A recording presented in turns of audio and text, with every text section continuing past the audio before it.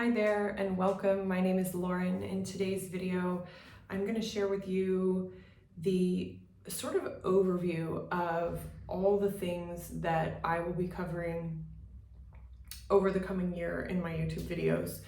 Thematically, I want you to know what I care about, what my values are, and where we're going. So let's get started. The first theme that's super important to me is the theme of creativity, making art, and craftsmanship. And I put all those together because I don't think some people identify themselves as artists, and yet it seems that all the people in my world, and myself included, we care about expressing ourselves creatively. And it could be that we do that in our actual work that we get paid for, or it could be a hobby. And I don't want to distinguish or create a hierarchy between the two. I think they're both really important. And this came out in the last round of the Gentle 30, the guided version that I did. So we were having, group chats. And the Gentle 30, if you're not familiar with it, it is a way to approach your daily routine from a different and gentler perspective. And it's 10 minutes a day of creativity, meditation, and movement, 10 minutes each. So that's why we call it the Gentle 30. It's 30 minutes in total. And in the process of exploring Gentle 30 in a deeper way with a smaller group of women, I discovered that not only do I have a lot to say about creativity and the practice of making art, but also the people in my audience are really interested in how do we incorporate that more into our day-to-day, and how do we build our lives around protecting the time that we devote to our creative practice. So that is number one. The next theme that is really important to me, I'm sure you've heard me talk about it, is the theme of healing trauma. And I'll be the first to say that I am not a therapist. I am not certified to be a mental health professional. And yet I talk a lot about trauma, my own personal experience of trauma. And I certainly in my work, I come at it from a trauma-aware perspective. And I think it's very important that we heal our trauma and go through the process of metabolizing and integrating those layers in order to be better business owners, better artists, better humans, better parents and friends. And so healing trauma is certainly a theme that I'm going to come back to again and again and again. At some point I thought, gosh, am I ever going to stop caring about this? And the answer is no. So if anything, I'll care more about it. The next theme that I want to talk about is money. Some of you know me from my work, the Joy Money Matrix, and the Joy Money Matrix is an amazing mental model that inspires both employees and entrepreneurs to think about the tasks that they do on a regular basis from the perspective of how much joy, ROE, return on emotion, those tasks provide, and then ROI, return on investment, which of course we all know. And Joy Money Matrix is just one component of it. I have a series of videos about my bizarre money stories, and I definitely think that in the future, I've already started cooking up an amazing money program, but I have to tie some things up before I am ready to share that. In any case, money right now is an inevitable part of how we do life, and that's why it's part of the Joy Money Matrix. Because it is integral to how our society functions at this moment. And it can teach us so many things about ourselves, about our values, and about our own personal growth journey. So money is always exciting to me to talk about. It is sometimes scary, it's sometimes triggering. Hello, the aforementioned trauma. And yet it's also something that's really magical and amazing. Just the other day, my daughter said, well, money's infinite, so let's just, get more. And she's right. So money, for sure, it's something that I've talked about in the past, and I'm going to be very explicitly talking about it more in the future, and I look forward to that. The next one is one that I think it is really important in life, and whether you identify as someone who's a global nomad or you're someone who has lived in other cultures, there is a theme that has been running through my life, which is the relationship that I have with place, with actual physical place. And I think people who come from places that are very evocative, and I come from the South, I think it can really create a stronger sense of connection to place. That's why we have all of that Gothic Southern literature, right? Because the South has this incredible magnetic pull on the psyches of the people who live there, for better or worse, for both, right? And so how I navigate place is going to be a theme, again, that I touch on. And as you know, we as a family have made some big moves in our recent past, and it's been fascinating to see the comments and the DMs from people who are curious, inspired, or otherwise thinking some of the same things that I'm thinking about our family's moves and why we've done them. And so I'd like to talk more about place. You also know that I have more than a passing interest in real estate, and so place is part of that, right? And then the other piece about place is belonging.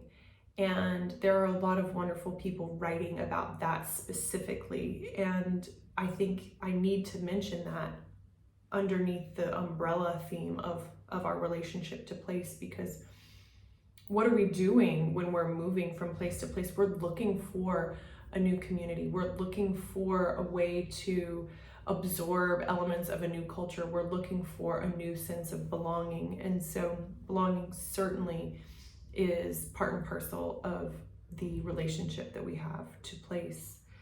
The next one is relationship with nature.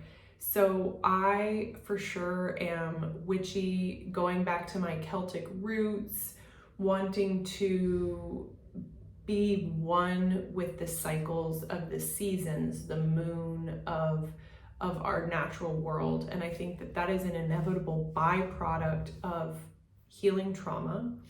And I think it's also an inevitable byproduct of any work that relates to ancestry, is that we want to inevitably go explore the actual land that our ancestors populated. And then part of that is learning about their customs, which are inevitably tied to the natural world, as long as we go far back enough, right?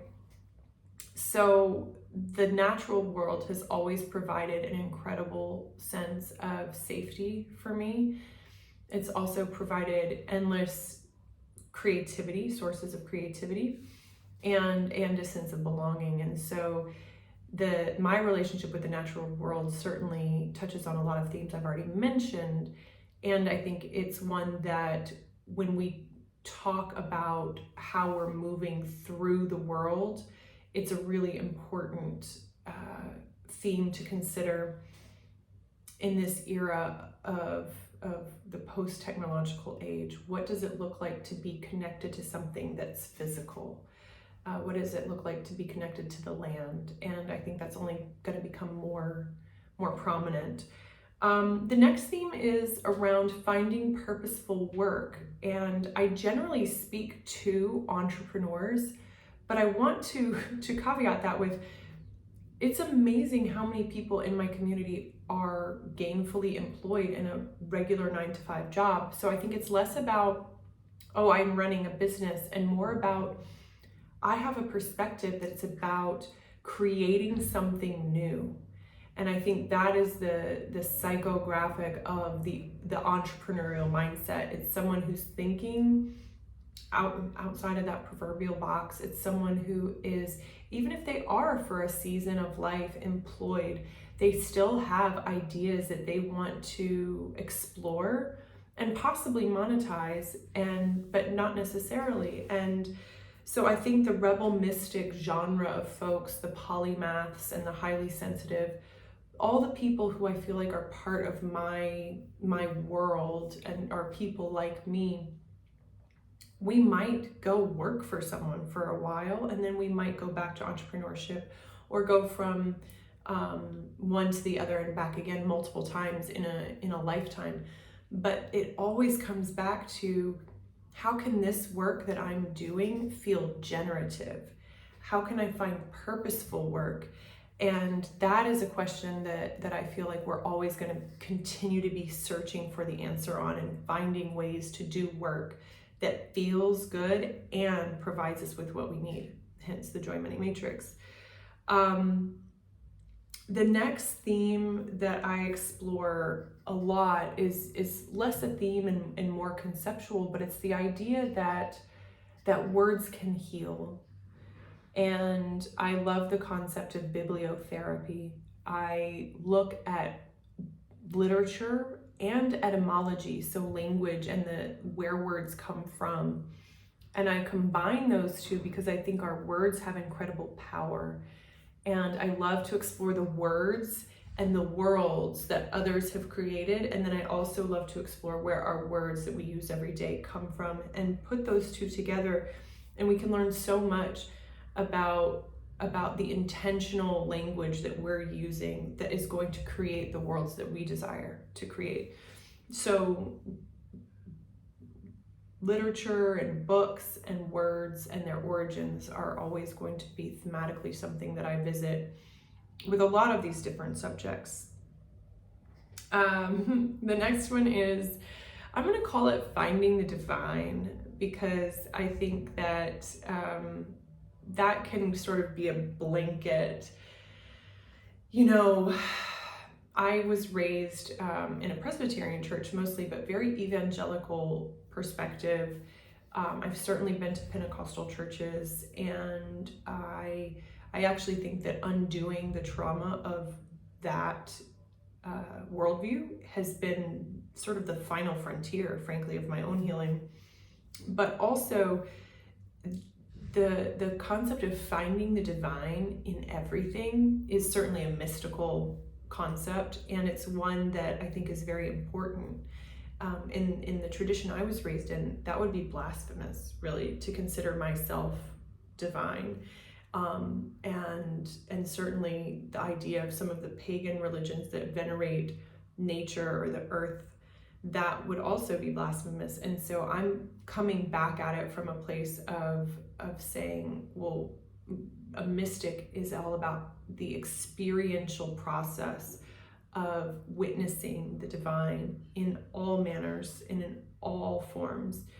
And so finding the God or goddess in all, including oneself, is going to be something that I'll continuously revisit and emphasize. I think it's incredibly important.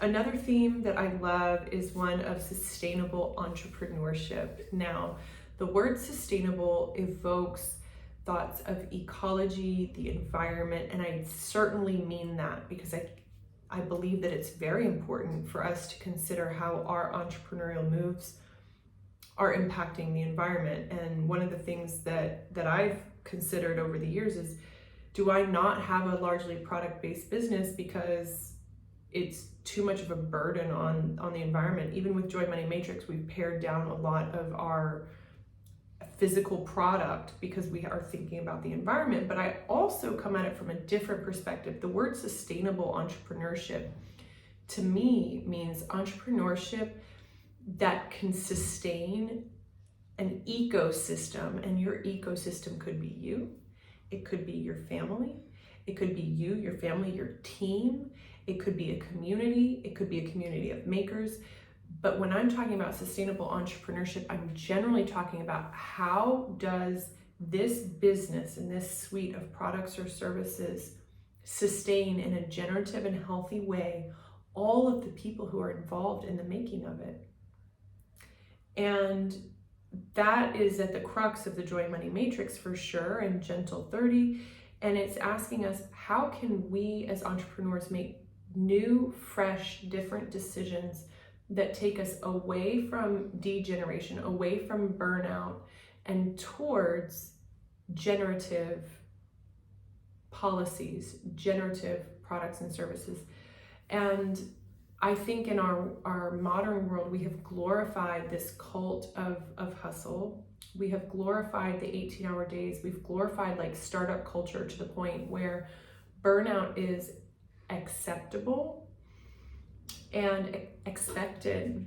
And for the people in this particular part of the internet, my little tiny corner, that doesn't work, because we have caretaking responsibilities. We have our own mental and physical chronic health challenges, and to work in a way that is conventional is going to harm us, and it's going to harm the systems that we're part of.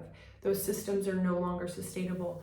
One of the other ways that entrepreneurship can be unsustainable is that it churns through its customer base too hard, too much. And you see that with people who follow sort of very rote marketing plans and send, kind of obsessive levels, for instance, marketing emails.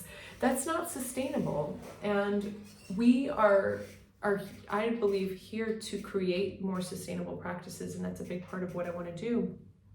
So sustainable entrepreneurship is a huge component of what is important to me for my own system, and also what I think is important to the people that I'm speaking to. So that's a big one. The next one is fairly new, but it's something that has become much more, relevant. I don't know what to say. Since the pandemic, we've all, I think, come face to face with our own mortality. And so the theme of death and dying and how we do those things and what we do before that has become top of mind for me. And certainly it's partly because we've lost two very special people in the past couple of years, but also because it's become that much more tangible and urgent that we answer the question of like, why are we here, with a more cogent and forceful, this is why I am here. And so one of the elements that has crystallized for me is that I care very deeply about asking the question, what do I want to do with these precious seconds and minutes and hours and days of my life? And that question, I think, is also very up for the people who are coming into contact with me. And so a lot of my work is centered around helping people answer that question with incredible clarity, and yes, a little bit of urgency, and gentle urgency, let us say. But that the theme of death and dying being in our faces a bit more post-pandemic, it makes that question more important, and it also really refines our values in a way that we maybe haven't had to refine previously. So I really love this next theme. It's kind of big, but it makes me so happy. So this theme is the theme of dreams and fairy tales, the psychic, subconscious, the unseen. And I put all those together because what are dreams and fairy tales but making the subconscious visible in our physical world, right? Or, dreams aren't quite physical, but you get what I'm saying. They make them visible. And dreams and fairy tales are a way that the unseen can bubble up out of us and have a voice that we can hear to answer the question of the previous theme. What are we doing? What is important to us? Why are we here? Who do we need to interact with? And what can I learn about who's gone before me in this process? And so fairy tales and dreams might sound quite broad and maybe a little bit trite, but for me, they're truly evocative, storytelling devices that have been carried across millennia. Really, humans are attached to these things, these stories of our dreams, and stories of these tales that we've heard retold and reenacted ad infinitum, and yet we still come back to them. And why is that? Because they're canonical, because they make the unseen, they make the unconscious, the subconscious visible, and then we can take action on that.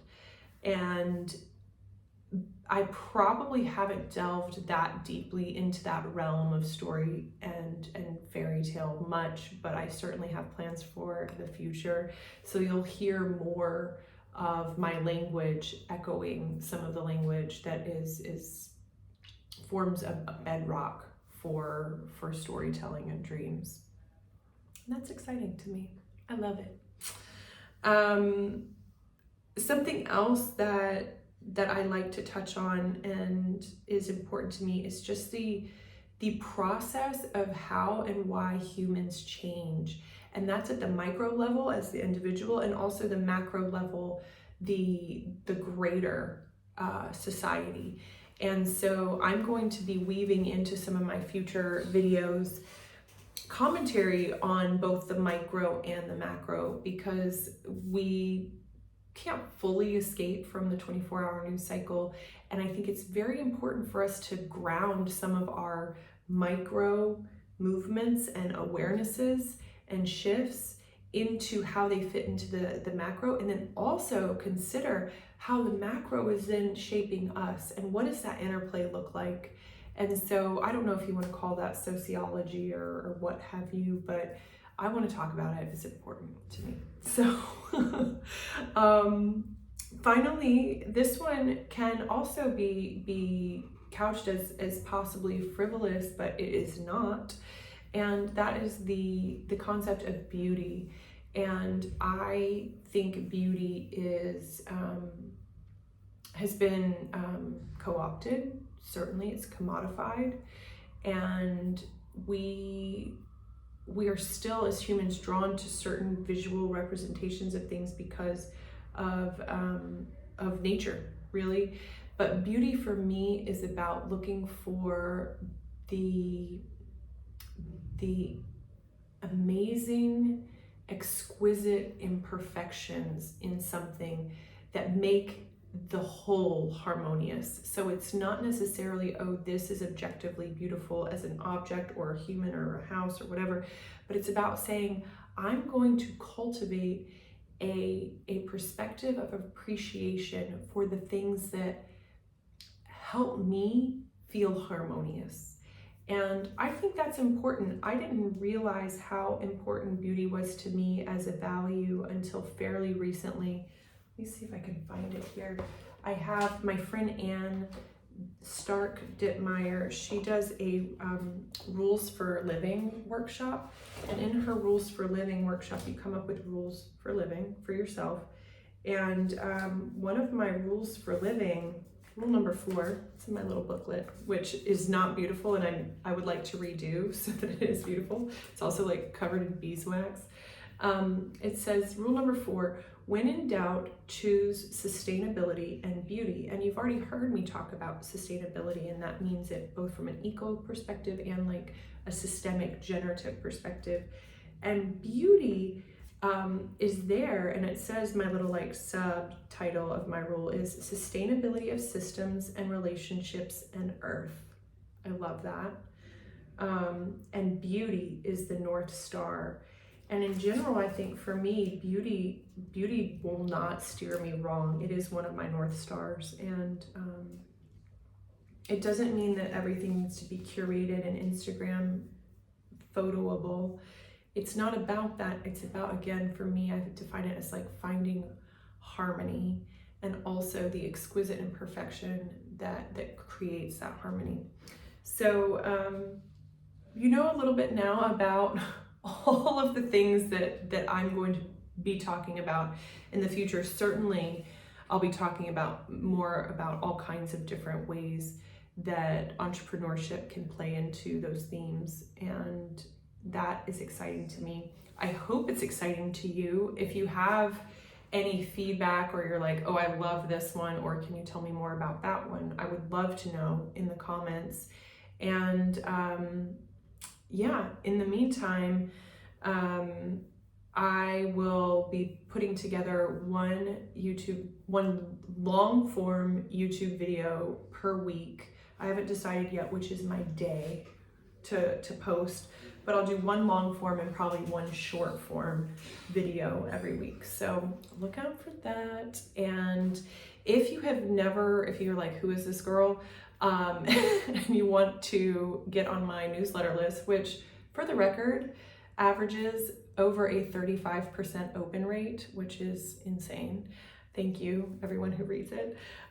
If you want to get on that newsletter list, all you have to do is go and take the Joy Money Matrix quiz, and that is on the website joymoneymatrix.com.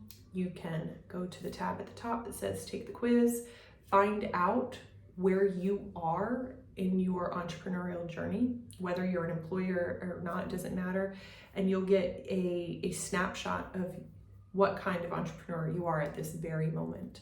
So you can take that quiz, and then you'll be added to my list, and you too will be able to read what I'm writing, and I will see you back here next week.